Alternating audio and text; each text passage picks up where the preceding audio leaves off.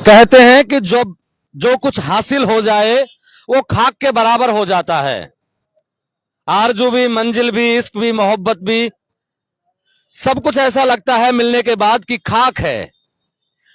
मैं इसलिए कह रहा हूं खाक क्योंकि डॉक्टर करण सिंह यादव ने आज कांग्रेस पार्टी की प्राथमिक सदस्यता से इस्तीफा दे दिया है।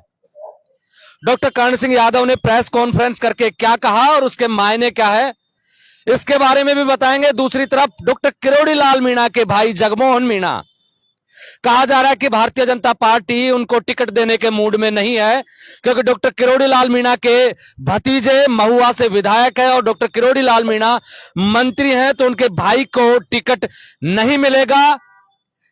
इस वजह से कांग्रेस पार्टी और जगमोहन मीणा दोनों एक दूसरे से, दो दीवानों की तरह एक दूसरे की तरफ नजर गड़ाकर देख रहे हैं। ममता भूपेश को क्या हुआ, जब जब सरकार में रही तब तब कांग्रेस पार्टी ने उनको मंत्री बनाया। कहा यह जा रहा है कि उनका भी अब मन कांग्रेस पार्टी से उब गया है और किसी दूसरे हम सफर की तलाश में भारतीय जनता पार्टी की तरफ निगाहें गड़ाकर बैठी हैं। बात करते हैं अलवर जिले की। अलवर जिले में आज बीजेपी और कांग्रेस दोनों ने अपनी प्रेस कॉन्फ्रेंस की और बीजेपी के जो नेता हैं अक्सर कम बोलते हैं, मीडिया से दूरी बना के रखते हैं, लेकिन कांग्रेस पार्टी के नेताओं की एक खासियत बड़ी खूबसूरत है कि वो पत्रकारों के सवालों को, चाहे वो अच्छे हो बुरे हो, आपस में वाद विवाद भी हो जाता है नेताओं और पत्रकारों के बीच में, बावजूद इसके कभी भी प्रेस कॉन्फ्रेंस करने और पत्रकारों से बातचीत करने में पीछे नहीं हटते। भावर जितेंद्र सिंह ने क्या कहा, टीकाराम जूली ने क्या कहा और जिला प्रमुख बलबीर छिल्लर की निगाहें किस महबूब पर टिकी हैं, उस पर भी बात करेंगे।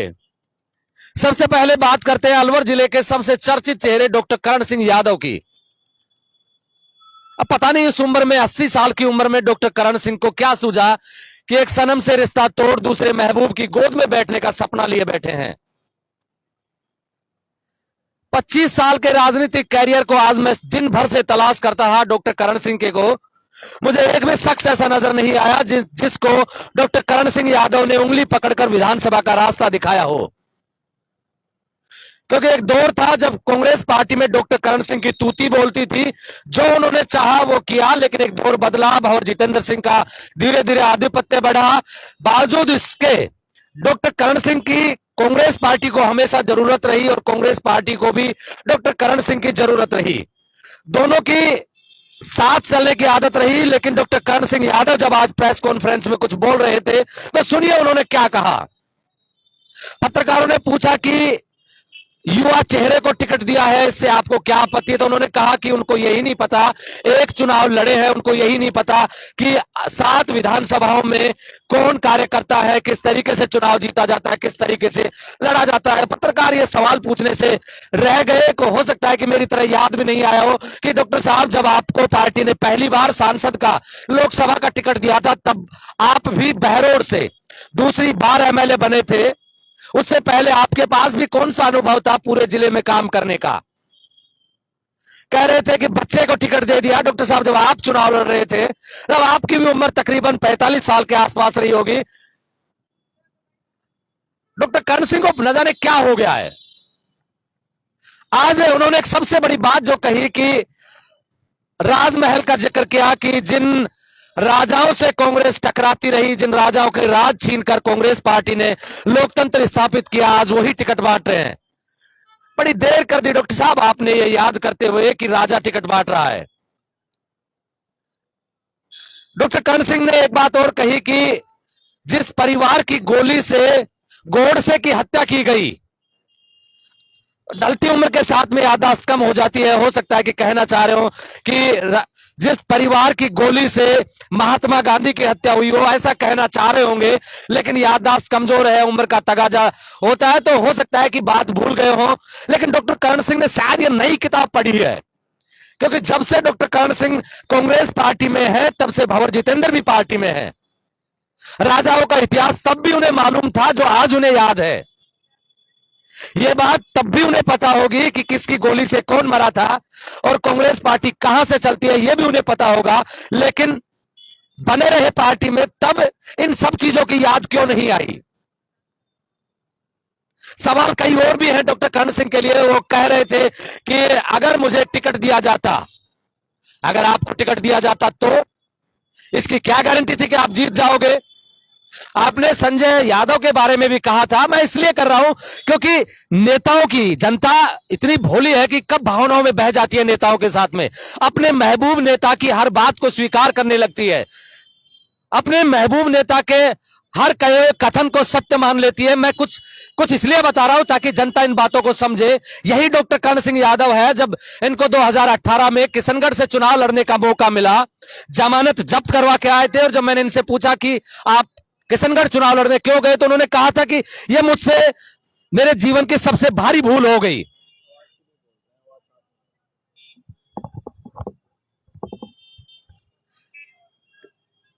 इसको सही डॉक्टर करण सिंह यादव जब किशनगढ़ से चुनाव लड़ने गए थे,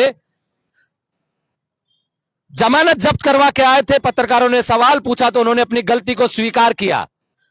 अब 80 के दौर में जब डॉक्टर करण सिंह का स्वास्थ्य भी ढंग से साथ दे नहीं रहा, जीवन के अंतिम पड़ाव पर है, और जिस पार्टी ने 25 साल में 2 बार विधायक बनाया हो, 2 बार सांसद बनाया हो, 1 बार कैबिनेट मंत्री का दर्जा दिया हो, जब ये चुनाव जब इनको टिकट नहीं मिला था उस समय, अब पता नहीं 25 साल राजनीति करने के बाद में डॉक्टर करण सिंह को भारतीय जनता पार्टी से क्या उम्मीद है। क्या कहीं का राज्यपाल बना देगी भारतीय जनता पार्टी। एक पत्रकार ने मुझे से पत्रकार ने उनसे भी पूछा कि जिस पार्टी की तरफ आप जा रहे हैं वहां भजनलाल शर्मा पहली बार विधायक बनकर मुख्यमंत्री बने हैं, तो उस बात को गोलमोल कर गए। बोला उन्होंने संगठन में काम किया है। ललित यादव के बारे में कहा कि वो कांग्रेस छोड़कर बसपा से चुनाव लड़ चुके हैं। तो मैं डॉक्टर करण सिंह की याददाश्त मजबूत कर देता हूं कि भजनलाल शर्मा भी एक बार चुनाव लड़ चुके हैं भारतीय जनता पार्टी से, अपना दामन छुड़ाकर एक बार वो भी विधानसभा का चुनाव लड़ चुके हैं और जमानत जब्त करवा चुके हैं। बात करते हैं जिला प्रमुख बलबीर छिल्लर की। अब डॉक्टर जसवंत सिंह यादव किस तरह के खिलाड़ी हैं, मैं पहले दिन से कहता हूं और मैं उनकी हर चाल पे नजर रखने की कोशिश करता हूं, क्योंकि अलवर जिले के इकलौते ऐसे नेता हैं जो कुछ ना कुछ राजनीति में करवाते रहते हैं। डॉक्टर करण सिंह बीजेपी में जा रहे हैं, उनके पीछे बस्तीराम है। बस्तीराम यादव जो है उन्होंने डॉक्टर जसवंत की मदद की थी विधानसभा चुनाव में, और डॉक्टर जसवंत ने बस्तीराम के मार्फत जो प्रधान है बहरोड के, उनको समझा बुझाकर मेरे हिसाब से खेल खेला है। डॉक्टर करण सिंह यादव अगर इस जिले में किसी की मानते हैं तो वो बस्तीराम यादव है। हालांकि और भी कई नेता जो कांग्रेस छोड़कर बीजेपी में जा रहे हैं, उनकी बात करें तो बस्तीराम यादव कह रहे हैं कि मैं अब बीजेपी ज्वाइन करूंगा। बस्तीराम जी से किसी ने सवाल नहीं पूछा कि आप तो विधानसभा चुनाव से पहले ही कांग्रेस छोड़ चुके थे, आपने कांग्रेस की मदद ही कहां की थी। अगर मदद की होती तो संजय यादव हो सकता है कि बहरोड से विधायक होते। इसके अलावा जो नीमराना से पूर्व प्रधान है, उनका कहना है कि वो बीजेपी में जा रही है। बीजेपी में थे कब? मुंडावर से एक चौधरी साहब है, वो कांग्रेस छोड़कर बीजेपी में जा रहे हैं। अरे साहब, आपने वोट कब दिलवाए थे कांग्रेस पार्टी को? और भी कई ऐसे चेहरे आपको मैं कहता हूं कि राजनीति में बुझी हुई बीड़ियों को आग लग जाती है। जैसे चुनाव नजदीक आते हैं उनमें भी शोले भड़कने लगते हैं। उनको भी लगता है कि पता नहीं हमारे पास में कितना सामान रखा है, चाहे वो बीजेपी का नेता हो या कांग्रेस का नेता। एक डॉक्टर करण सिंह यादव को छोड़ दे तो मुझे लगता नहीं कि किसी का भी प्रभाव पूरे जिले में 10,000 5,000 वोट तो बहुत दूर की बात है, 2,000 वोट भी इधर उधर करने की हिम्मत नहीं रखता, चाहे कोई बीजेपी का नेता हो चाहे कोई कांग्रेस का नेता हो। ऐसा सुनने में आ रहा है कि कई कांग्रेस बीजेपी के नेता भी कांग्रेस का दामन थामेंगे, उनके बारे में भी बताएंगे, क्योंकि जो किस्त कांग्रेस पार्टी से बीजेपी में जारी है, ऐसी एक किस्त बीजेपी से कांग्रेस पार्टी में भी आएगी। इसका खुलासा अभी हुआ नहीं है, लेकिन कई ऐसे चेहरे हैं जो आएंगे। लेकिन मैं फिर से कह देता हूं कि बुझी हुई बीड़ियों को, बुझे हुए उन राजनीति में बुझे हुए सितारों को भी पता नहीं कहां से रोशनी मिल जाती है। अब बात करते हैं जगमोहन मीणा की, जो किरोड़ी लाल मीणा के भाई हैं। बड़े सॉफ्ट नेचर के माने जाते हैं और कहा जाता है कि डॉक्टर किरोड़ी लाल के बाद में अगर डॉक्टर किरोड़ी से ज्यादा अगर जनता किसी की बात पर भरोसा करती है वो जगमोहन मीणा है। डॉक्टर किरोड़ी लाल मीणा चाह रहे हैं कि उनके भाई को टिकट मिले, लेकिन भतीजा विधायक है खुद को मंत्री बना दिया। इस बात से भी नाराज है क्योंकि डॉक्टर किरोड़ी लाल मीणा को जो मंत्रालय मिला है उसको भी तोड़ फोड़ कर दिया गया है। इस बात से भी डॉक्टर किरोड़ी लाल मीणा नाराज है। और उनके भाई का नाम जिस तरीके से चल रहा था पहले, अब कहा जा रहा है कि वहां से वर्तमान विधायक, वर्तमान जो सांसद है, उनकी बेटी का नाम आगे चल रहा है। और कांग्रेस के, या यूं कहें कि कांग्रेस से बगावत करके सचिन पायलट के खास आदमी नरेश मीणा की निगाह है कि अगर किरोड़ी लाल मीणा के परिवार से कोई चुनाव नहीं लड़ता है तो मैं चुनाव लड़ूंगा। इसका वो खुला ऐलान भी कर चुके हैं। ममता भूपेश, जिसको कांग्रेस पार्टी ने मंत्री बनाया और पूरे राजस्थान में एक पहचान दी, अब उनका भी दिल भरसा गया है। उनको भी अब एक नए राजनीतिक महबूब की तलाश है। कहा जा रहा है कि वो कभी भी भारतीय जनता पार्टी का दामन थाम सकते हैं। अलवर जिले से बात करें तो कल 10 बजे भारतीय जनता पार्टी के कार्यालय जयपुर में कई अलवर जिले के कांग्रेस के नेता भारतीय जनता पार्टी का दामन थामेंगे। डॉक्टर जसवंत सिंह यादव वहां मौजूद रहेंगे। क्या ऐसा नहीं लगता कि डॉक्टर जसवंत यादव भी बहुत ज्यादा मेहनत कर रहे हैं? अब पता नहीं भूपेंद्र यादव को दिखाने के लिए या मंत्री बनने का जो उनका ख्वाब है, मैं फिर से कह देता हूं, डॉक्टर जसवंत यादव अलवर जिले की राजनीति के वो खाटी नेता है, खिलाड़ी आदमी है। उनको पता है कि मंत्री बनने का रास्ता कहां से गुजरता है। अब जिन नेताओं को शामिल करवा रहे हैं वो वोट दिलवा पाएंगे कि नहीं दिलवा पाएंगे, लेकिन ऐसा कहा जा रहा है, सियासत के जानकार कहते हैं कि वो अपने मंत्री बनने का रास्ता जरूर तय कर रहे हैं। भूपेंद्र यादव चुनाव हारे या जीते, लेकिन वो अपनी करनी, जो उछल कूद है, जो राजनीतिक दाव पेच है, वो खेलना बंद नहीं करेंगे चुनाव के अंतिम समय तक। अब पता नहीं कितने वोट शिफ्ट करवा पाते हैं, अलग बात है, लेकिन कहा जा रहा है, लोग कहने लगे हैं कि डॉक्टर जसवंत यादव का मंत्री बनना लगभग तय है, जो वो करके दिखा रहे हैं। अब पता नहीं डॉक्टर कर्ण सिंह की बात करें तो पता नहीं बीजेपी में जाकर उनको क्या हासिल हो जाएगा। बीजेपी में एक लंबी लिस्ट है नेताओं की।